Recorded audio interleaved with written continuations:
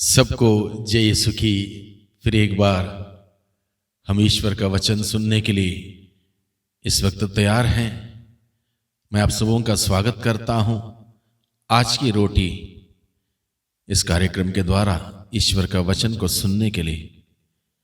और आज प्रभु हम सबों को सचेत करता है, सावधान रहने के लिए बताता है, क्योंकि प्रभु नहीं चाहता है कि प्रभु के शिष्य, प्रभु के अनुयायी, प्रभु को जानने वाले, प्रभु को मानने वाले दुनियादारी के मार्ग में चले,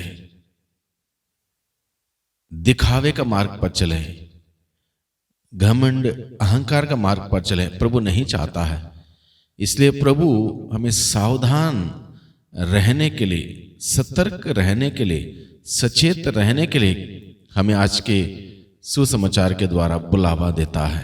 आइए हम आज का वचन सुने। संत मार्कुस के द्वारा रचित सुसमाचार अध्याय 8 पद संख्या 14 से आगे। शिष्य रोटियां लेना भूल गए थे और नाव में उनके पास एक ही रोटी थी। उस समय ईसा ने उन्हें यह चेतावनी दी, सावधान रहो, फरीसियों की खमीर और हेरोद की खमीर से बचते रहो। इस पर वे आपस में कहने लगे, हमारे पास रोटियां नहीं हैं, इसलिए यह ऐसा कहते हैं। ईसा ने यह जानकर उनसे कहा, तुम लोग यह क्यों सोचते हो कि हमारे पास रोटियां नहीं हैं? इसलिए यह ऐसा कहते हैं। क्या तुम अब तक नहीं जान सके हो, नहीं समझ गए हो? क्या तुम्हारी बुद्धि मारी गई है? क्या आंखें रहते हुए भी तुम देखते नहीं और कान रहते हुए भी तुम सुनते नहीं? क्या तुम्हें याद नहीं है जब मैंने उन 5,000 लोगों के लिए 5 रोटियां तोड़ी तो तुमने टुकड़ों के कितने टोकरे भरे थे? शिष्यों ने उत्तर दिया, 12। और जब मैंने 4,000 लोगों के लिए 7 रोटियां तोड़ी तो तुमने टुकड़ों के कितने टोकरे भरे थे? उन्होंने उत्तर दिया, 7। इस पर ईसा ने उनसे कहा, क्या तुम लोग अब भी नहीं समझ सके? प्रभु का सुसमाचार। प्रभु क्रिस्त में प्यारे भाइयों बहनों, आज का सुसमाचार हम लोगों ने सुना। मुख्य रूप से प्रभु अपने शिष्यों को चेतावनी देता है, सावधान रहने के लिए बताता है। किस बात से सावधान? फरीसियों के खमीर से बचते रहने के लिए, हेरोद के खमीर से बचे रहने के लिए। ये 2 कैटेगरी के लोग प्रभु ने उल्लेख करते हुए अपने शिष्यों को सावधान रहने के लिए कहा। इन लोगों से सावधान रहो, फरीसियों के खमीर से सावधान रहो, हेरोद के खमीर से सावधान रहो। फरीसियों का खमीर क्या है? फरीसियों का खमीर यह था, वो दिखावा बहुत करते थे, बाहरी आडंबर बहुत करते थे। वो ईश्वर को मुंह से, सिर्फ और सिर्फ मुंह से आराधना करते थे। उनका दिल ईश्वर के साथ जुड़ा हुआ नहीं था। एक खोखला आडंबर, और इस पर वो विश्वास करते थे, इसी का बढ़ावा देते थे, इस प्रकार वो जीते थे। इसलिए प्रभु अपने शिष्यों को बताते हैं, फरीसियों के खमीर से बचते रहो। खमीर यानी कि उनका सोच, विचार, व्यवहार, उनका रहन सहन, ये सब प्रभु को पसंद नहीं आया, क्योंकि उसमें हकीकत नहीं थी, उसमें सच्चाई नहीं थी, उसमें ईमानदारी नहीं थी। वो दिखावा था, आडंबर था, नकली। दिल से ईश्वर के साथ जुड़ा हुआ कुछ भी नहीं था। इसलिए प्रभु इन तमाम बातों से सावधान रहने के लिए अपने शिष्यों को बताते हैं, फरीसियों के खमीर से बचते रहो। यानी कि तुम्हारे प्रभु अपने शिष्यों से यह कहते हैं, तुम्हारे जीवन में दिखावा ना हो, डोंग ना हो, आडंबर ना हो, खोखला एक रीति रिवाज का पालन करने का एक नाटक ना हो, बल्कि तुम्हारा जीवन ऐसा हो, सच्चाई पर आधारित हो, उसमें ईमानदारी हो, वो आत्मा और आत्मा से जुड़ा हुआ, आत्मीयता से जुड़ा हुआ हो, हकीकत में हो। प्रभु इस प्रकार की बातें मुझ में और आप में, हम सब में यही चाहते हैं। वो नहीं चाहता है कि हम चर्च के अंदर बहुत अच्छे हैं, धार्मिक हैं, चर्च के बाहर और कुछ हैं। वो नहीं चाहता है हम बोलते बहुत मीठे हैं, लेकिन हकीकत में हैं हम हैं और कुछ। ये डाइकोटमी, ये अलग अलग प्रकार का व्यवहार प्रभु बिल्कुल पसंद नहीं करता। इसलिए प्रभु आज के सुसमाचार के द्वारा हम सबों को सावधान रहने के लिए बताता, ऐसी बातों से जो प्रभु को पसंद नहीं है। फरीसियों के जीवन में ऐसी ही बात थी, प्रभु को पसंद नहीं आया। इसलिए प्रभु हम सबों को सचेत करता है आज के दिन में। दूसरी बात प्रभु ने कही, हेरोद के खमीर से सावधान रहो। हेरोद का खमीर क्या है? वो हेरोद सोचता था मैं ही बड़ा हूं, मुझसे बड़ा कोई नहीं है। एक प्रकार का घमंड, एक प्रकार का अहंकार, और इस बात को लेकर वो जीता था, यह उसका परिचय था। घमंड और अहंकार उसका परिचय। प्रभु अपने शिष्यों को कहते हैं, हेरोद के खमीर से सावधान रहो। इसका मतलब यह है, प्रभु के अनुसरण करने वाले व्यक्ति के लिए विनम्रता होना चाहिए, विनीत भाव होना चाहिए।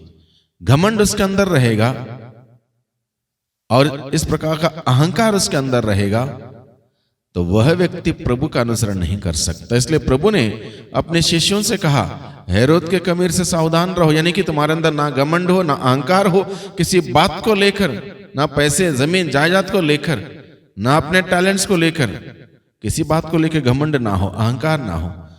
बल्कि प्रभु चाहते हैं विनम्रता, कोमलता, सरलता, ऐसी बातें हमारे अंदर हो, तब जाके हम प्रभु का अनुसरण कर सकते हैं।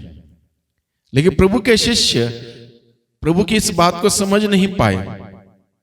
प्रभु इस बात से थोड़ा प्रभु को तकलीफ हुई। प्रभु के शिष्य प्रभु के साथ रह के तब भी ये बात नहीं जान पाए, समझ नहीं पाए। इसलिए प्रभु को तकलीफ हुई। प्रभु ने सवाल किया कि आंखें रहते तुम देखते नहीं, कान रहते तुम सुनते नहीं, क्या तुम्हारी बुद्धि मारी गई है? बहुत बार हम लोग भी जो वास्तविकता है, हकीकत है, उस बात को समझते नहीं है, उस बात को पहचानते नहीं है। इसलिए प्रभु चाहता है कि हम सचेत रहें, सतर्क रहें, सावधान रहें। हमारे आसपास किस प्रकार का माहौल है, क्या हो रहा है, इन बातों से हम परिचित रहें, तभी जाके हम जहां खतरा है महसूस करते हुए दूर रह सकते हैं। अगर हमें पता ही नहीं है कहां पर खतरा है, तो हम गड्ढे में गिर सकते हैं। इसलिए प्रभु हम सबों को आज के सुसमाचार के द्वारा हमें सावधान रहने के, सचेत रहने के लिए हमें निमंत्रण देता है। प्रभु का अनुयायी के लिए चाहिए प्रभु की बातें निरंतर सुने, निरंतर प्रभु की आवाज सुने, उसके अनुसार जीवन व्यतीत करें। दुनिया की आवाज बहुत आती है, बहुत ज्यादा शोरगुल है दुनिया में, और दुनिया की बातों को, दुनिया के शोरगुल को सुनते रहेंगे, प्रभु की बातों को सुन नहीं पाएंगे। इसलिए सावधान रहने की जरूरत है मुझे और आपको। भाइयों बहनों, हम प्रभु की बातें सुने हर दिन। प्रभु मुझसे क्या कहता है? हर सवेरे उठ के प्रभु की बातों को सुने, प्रभु की बातों को पढ़ें। और प्रभु हमें बताता है कहां पर खतरा है, कहां पर हमें बचने की जरूरत है, कहां पर हमें सचेत रहने की जरूरत है, प्रभु हमें बताएगा। और जब ये तब होगा जब हम प्रभु के साथ जुड़े हों, अन्यथा हम दुनिया में, दुनिया की आवाज सुनते भी दुनिया के इस माहौल में खो जाएंगे, भटक जाएंगे, प्रभु के रास्ते से दूर हो जाएंगे, अनंत जीवन से वंचित हो जाएंगे।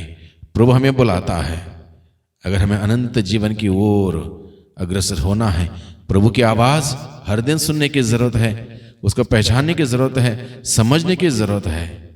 जो कुछ भी चमकता है वो सोना नहीं हो सकता, जो कुछ भी काला है वो कोयला नहीं हो सकता।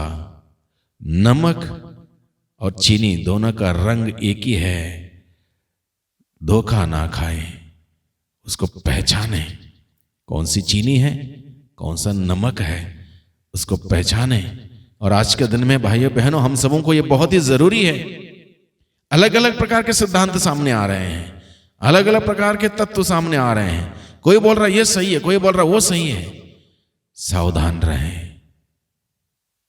फरीजियों के खमीर से, हेरोद के खमीर से और हमारे वर्तमान वातावरण में हमें ये देखना है किस किस लोगों के खमीर से हमें बचना है। सावधान रहें, प्रभु की आवाज सुनते रहें, प्रभु के साथ बने रहें, जीवन प्राप्त करते रहें। आइए हम प्रार्थना करें। सर्वशक्तिमान पिता परमेश्वर, धन्यवाद देते हैं आज के दिन के लिए। आपने हम सबों को प्रभु सचेत रहने के लिए, सावधान रहने के लिए कहा है, क्योंकि आप नहीं चाहते हैं कि हम आपके रास्ते से हट जाएं, भटक जाएं, दूर हो जाएं और हम परेशान हों। आप नहीं चाहते हैं। आप चाहते हैं हम आपकी आवाज़ सुने, आपके वचन सुने, आपके रास्ते पर चलें और आपसे आशीषों को प्राप्त करते हुए दिन प्रतिदिन सुख चैन से हम आगे बढ़े। आप यही चाहते हैं प्रभु। हमारी सहायता कीजिए, मदद कीजिए। दुनिया में बहुत प्रकार की आंधी, बहुत प्रकार के तूफान, अलग अलग प्रकार के गलत तत्व, गलत बातें, गलत सोच, गलत सिद्धांत, गलत विचार का प्रचार प्रसार हो रहा है। ऐसे परिवेश में प्यारे प्रभु जी हमारी सहायता कीजिए। आप अपने आत्मा के द्वारा हमारी अगुवाई कीजिए, मार्गदर्शन कीजिए, जिससे कि प्रभु हम इस बात को समझ सकें, पहचान सकें क्या सही है, क्या गलत है, क्या अच्छा है, क्या बुरा है। और जो कुछ भी आपके दृष्टि में उचित नहीं, अच्छा नहीं है, ठीक नहीं है, चाहे सोच हो, विचार हो, बात हो, आदत हो, रहना सहना हो, उठना बैठना हो, उन सभी बातों को, आदतों को हम हमारे जीवन से दूर रख सकें, उन सभी सिद्धांतों को दूर रह सकें और आपके मूल्यों को, सिद्धांतों को अपनाते हुए उसके अनुसार जीवन व्यतीत करने वाले हम सभी बन सकें। प्रभु हम सबों को आशीष प्रदान कीजिए, पिता और पुत्र और पवित्र आत्मा के नाम पर, आमीन।